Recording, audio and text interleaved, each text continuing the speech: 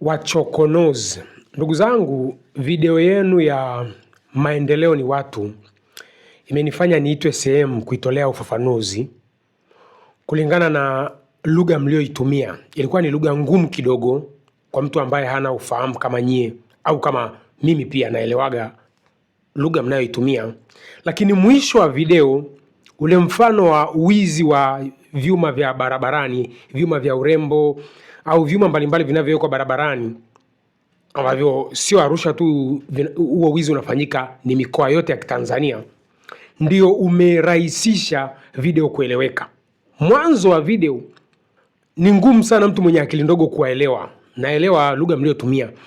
Wachokonozi nyie mimi naelewa mnavyojua kuaddress matatizo ya jamii. Huwa mnapenda kutumia, yani nyie mnadili na script ya tatizo, mchakato unaotumika kutengeneza matatizo katika jamii, ambayo ni script ambayo imetengenezwa, ambayo watu wanaitumia kutengeneza matatizo katika jamii. Sasa ndugu zangu, ombi langu kwenu ni hili hapa, kwa namna nilivyopambana kuelezea hiyo video yenu, kwa sababu mwisho wa video kihalisi ule mfano umerahisisha mtu kuielewa ile video na hoja yenu ilikuwa ni hipi. Kwanza niwasilishe kwanza ile ombi langu kwenu, alafu nichambue video kwa mbele kidogo, sababu video ni nzuri sana kwa wenye akili kubwa, lakini na wenye akili kubwa sio kwenda shule ndio kuwa na akili kubwa. Kuna mijitu imesoma lakini ni bora hata isingesoma. Kwa hiyo yani ni sometimes unamkuta mtu ambaye hajasoma, ukimueleza kwa mifano anaelewa, na kuna lingine limesoma lakini kwenye kusoma lilitengenezwa lile lipumbavu, alielimiki.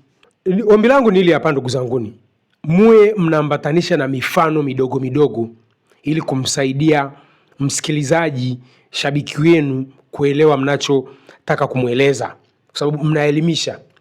Kwa hiyo najua nyie ni watu ambao mmebobea kwenye script ya matatizo ya jamii. Manake mchakato wa kutengeneza matatizo kwa jamii uko hivi. Kwa hiyo tutumie njia hii kutatua hayo matatizo.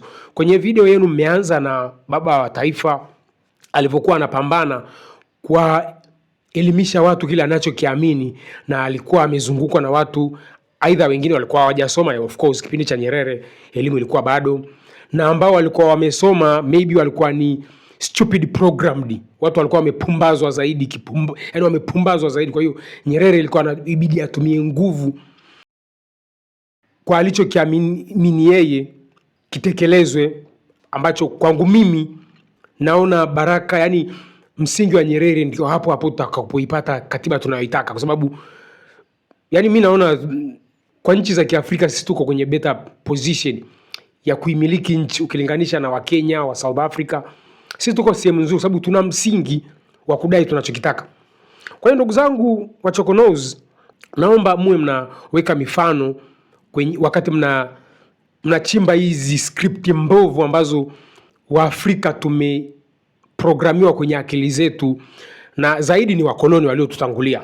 Kwa sababu method number 1 ya kumtawala mtu, futa utamaduni wake, asijitambue ametoka wapi. Kwa sababu mfano mzuri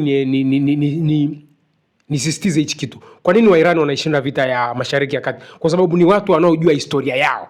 Kwa hiyo yani mtu anayejua historia yake, njia ya kumtawala ni kumuua.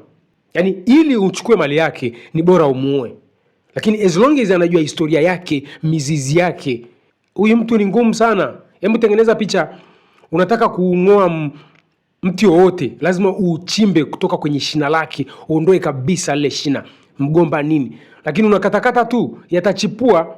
Mfano kama huo unakusaidia kuelewa kwamba kumtawala mtu ambaye anajua historia yake ni kitu kigumu sana. Na wakoloni kwa kutumia dini, mnaigusaga dini, ni wachache sana wanawaelewa. Mimi nawaelewa, na nimshukuru Mungu ushetani wa dini wamenifundisha wazungu wenyewe. Yani waliotuletea dini ndio wenyewe wananifundisha ushetani wa dini. Sasa nije kwenye hii video, wachokonozi walichokuwa wanajaribu kutuambia ni kitu gani? Kwa sababu mimi na mifano hai, na pia naweza nikarudi hapo Arusha nikasisitiza mlichokisema. Kwa mfano, naanza na ile mifano yangu ya haraka haraka kwamba maendeleo ni watu. Maana ukishawapa watu maendeleo mengine watayaleta watu. Yani the primary development must be injected to people, alafu secondary development will be implemented by the people themselves. Yani msingi wa maendeleo wape wale watu, alafu watu wa pale watayaleta maendeleo mengine. Mfano halisi ni huu. Twende Arusha. Watu wa Arusha wamenyang'anywa madini yao ambayo ndio maendeleo, na wale walionyang'anya watu wa Arusha madini yao wanakuja wanajenga barabara. Kumbuka madini ya watu wa Arusha ni riziki yao. Kwa hiyo umewanyang'anya watu riziki ambayo ndio maendeleo ya kweli. Alafu baada ya kuchukua yale madini yao unarudi na kidogo, kwa sababu yale madini ni riziki kubwa sana. Unarudi na kidogo unajenga barabara. Alafu ile barabara waitumie kwenye nini? Wakati ushachukua riziki yao. Kwa inabidi watu waharibu ile barabara wapate riziki ya kuishi. Mlitumia mfano mzuri sana. Watu wako kwenye survival mode. Watu wanapambana wataishije, alafu unaletea barabara. Inabidi waivunje hiyo barabara wapate kula. Lakini ungewaachia madini yao, rasilimali zao, wavune, wewe waelekeze, manage. Bana, mmevuna madini yenu Tanzanite. Hivi mtajenga barabara, hivi watoto wenu shule, hivi kula, hivi mkoa, hivi hii keki ya taifa. Kwa ile keki ya madini inaanza kuwafaidisha watu wa Arusha kwanza. Haya madini ni yenu, mnakula hivi. Yaani unawaelekeza tu hivi hichi ndio cha huku kwetu kikawasaidia na watu wengine. Maana hii keki ni kubwa. Lakini mmepora yale madini yote. Alafu watu wanabaki kwenye survival mode. Twende Kigoma. Watu wametoka walikotoka sijui wapi. Wanachimba madini Kigoma. Alafu mwana Kigoma anatoka Kigoma anakwenda Zanzibar kunyoa nywele. Sasa Othman Masoud haelewi kwamba watu wa Kigoma wameporwa madini yao. Kwa inabidi waende Zanzibar hata wakatafute kibarua. Maendeleo ni watu. Alafu hayo maendeleo mengine mnayotaka wale watu watayaleta wenyewe. The primary development must be injected to the people. Alafu hayo maendeleo mengine mnayowaza kuwaletea watu watayaleta wenyewe wakishashiba. Binadamu akishiba, hebu angalia mtoto mdogo akishiba anachokifanya, anavyofanya kazi. Lakini mtoto akiwa na njaa, vurugu tupu. Yaani haelewi somo, analia tu. Kwa hiyo Wachokonozi, nimeelewa sana video yenu, lakini baadhi ya watu hawakuelewa kwa sababu ya mwanzo mmeanza na lugha ngumu sana. Maendeleo ni watu. Alafu haya maendeleo mengine unayotaka watu watayaleta wenyewe. Usipore watu riziki yao ambayo ndio msingi wa maendeleo. Alafu eti ndio waletee maendeleo. Wataharibu yale maendeleo kwa sababu hawana riziki. Maendeleo ni watu. Maendeleo sio magorofa, sio majumba, manini. Angalia kule Marekani, tunaishi kwenye mitandao. Angalieni maisha ya Wamarekani wanaoishi ambao wanayo maendeleo, magorofa na mabarabara mazuri. Watu wanatia huruma. Angalia kinachoendelea London. Video za London, watu wana pickpocket. London, Italia, Ufaransa. Maendeleo ni watu. Manake watu wapate riziki. Alafu unachotaka wakifanya, watakifanya. Barabara, shule, nini, everything, name it, watafanya. Soviet walishiba, wanaitoboa dunia, wanataka waangalie kilicho ndani ya dunia. Vifaa viliharibika. Wamarekani walijaribu wakashindwa. Binadamu akishiba anawaza mpaka Mungu anaishi wapi aende. Vurugu zote unazoziona wa China sijui wanaenda wapi, watu wameshiba. Kwa hiyo binadamu akishiba, maendeleo unayotaka ayalete atayaleta. Maendeleo ni watu, sio hiyo miundombinu mnayowaza. Usimnyang'anye mtu riziki yake, alafu mwambie eti nimekuletea barabara, nimekuletea ambulance. Atakula barabara na ambulance. Atavunja hiyo barabara na hiyo ambulance, aweke jikoni apike ale. Maendeleo ni watu. Wachokonozi, ombi langu ndio hilo, nimetumwa na mashabiki wenu. Ni mwenyewe pia ni mmoja shabiki wenu, yani kuna vitu najifunzaga kwenu kwa sababu nyinyi ni watu wa script. Mna provide the script behind the problem. Mimi huwa naelewa. Sasa wanaowaelewa ni wachache. Mmoja wapo ya wachache ni mimi pia. Kwa hiyo nimeitwa kuitolea ufafanuzi video yenu ya maendeleo ni watu. Mlikuwa mnamaanisha nini? Kwamba wape watu riziki yao, alafu hivyo vingine ambavyo unataka wavifanye watavifanya wenyewe. Kumbuka mfumo wa sasa, Mama Samia ameshajua Watanzania wamenyang'anya.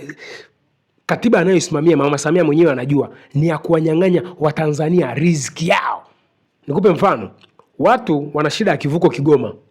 Wananchi wa Kigoma wanauliza serikali, tunataka kivuko. Serikali inasema World Bank haina hela.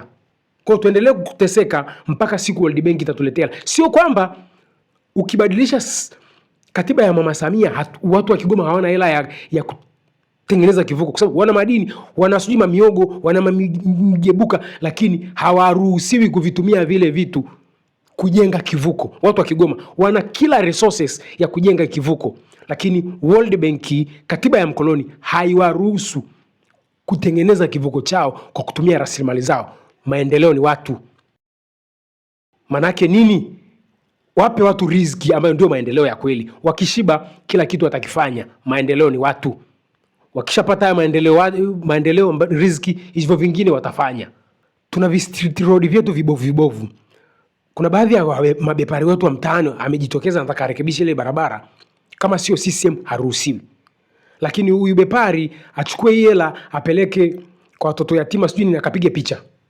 Lakini maendeleo sahihi, maendeleo ni watu. Sitaki niongea sana. Watu wamiliki riziki yao, wakishiba vingine wataelekezwa, oya, jengeni barabara yenu hapo. Hela mnayo hiyo hapo. Jengeni hichi, jengeni hichi, jengeni hichi. Sasa mnapora watu riziki yao, alafu mnakuja mnavijenga, wanaviharibu. Maendeleo ni watu. Manake waachie watu riziki yao, waimanage. Alafu hivyo vingine waambie wavifanye, watavifanya. Lakini unapochukua riziki yao, alafu unarudi unajenga ile miundombinu, alafu watu wako kwenye survival mode, wanaharibu ili waishi.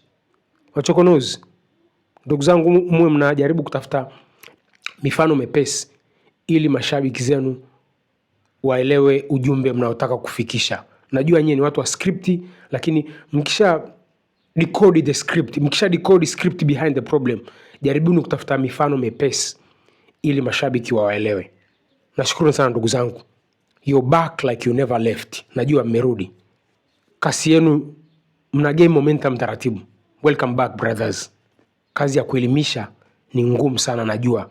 Na msibi frustrated na mashabiki wasiowaelewa. Hata mimi na watu ambao huwa hawanielewi. Lakini don't give it up. Keep pushing. Wataelewa tu. Kazi ya kuelimisha ni ngumu sana. Ukilinganisha na hao wanao entertain, wanaoburudisha, wana mashabiki wenyewe mnajua. Lakini tunaofundisha, changamoto ni kubwa, lakini let's keep doing it.